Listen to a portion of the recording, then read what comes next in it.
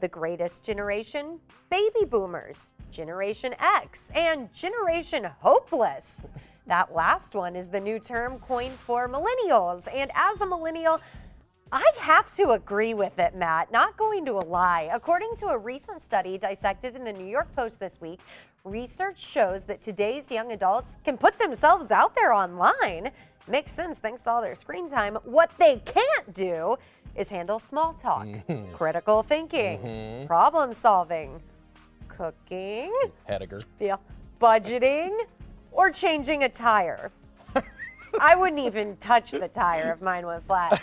The Group One poll conducted a survey of American millennials. It found that 65% do not feel comfortable engaging face-to-face, and then a whopping 80% prefer conversing digitally.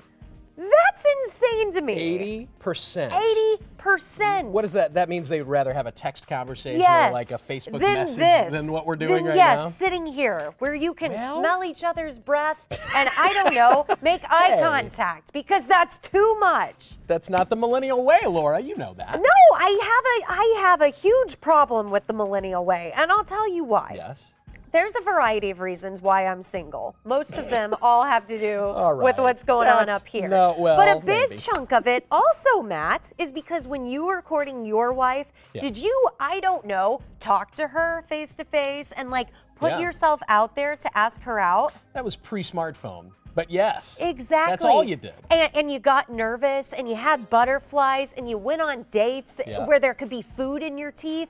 I have walked around so many schnooks in Deerbergs in St. Louis praying that someone would just talk to me, that a guy would come up and talk to me. And literally go to any grocery store and you see everyone walking around their Yeah. smartphones. Heaven forbid I look at anyone. Come on, millennials, have a conversation. I'm going to make, as a guy who's partially paid to predict the future for a living, that's what a meteorologist does when Okay. you think about it.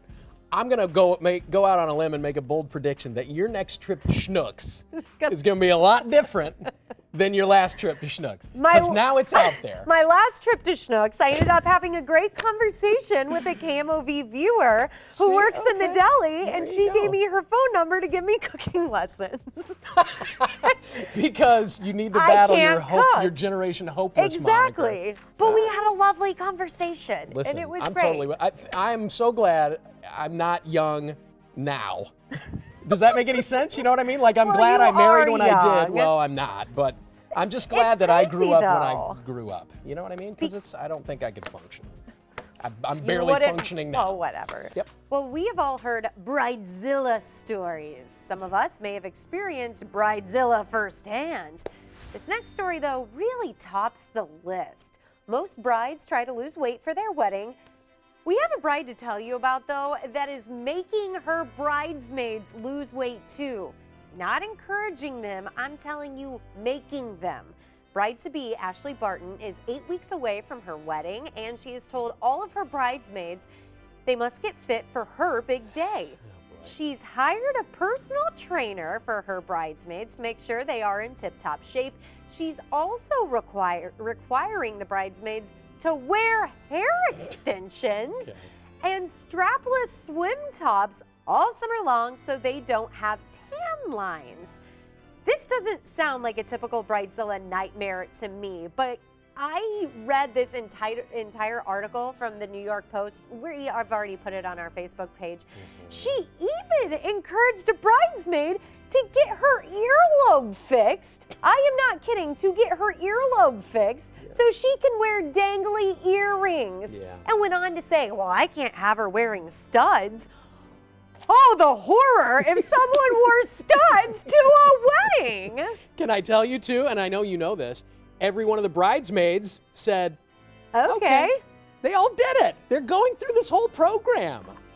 Are we the only ones that? Because here's what this means to me. I come to you and I say, you have been such a good friend for so many years. I love you. We've been through thick and thin. I want you to be in my wedding, but I'm going to love you even more if you slim it down a little There's less and you of make you. sure there's no tan lines and maybe fix that earlobe because that's really weird. I've always had a problem with that. This lobe is so distracting, and it's totally gonna ruin my happily ever That's after. not okay with it's me. not normal. If your friends are okay with it, fine. But to me, that basically says, I love you, but I just don't love the way you look. I need you to kind of zhuzh this up a little. Oh my gosh, and it's just crazy. It's crazy. This is crazy to me. She said, well, these wedding pictures live on forever because of social media. Well, sometimes those pictures live on a lot longer than the marriage, and they should probably work on the relationship. Yeah, That's just what okay. I'm going to say. Boom. Done.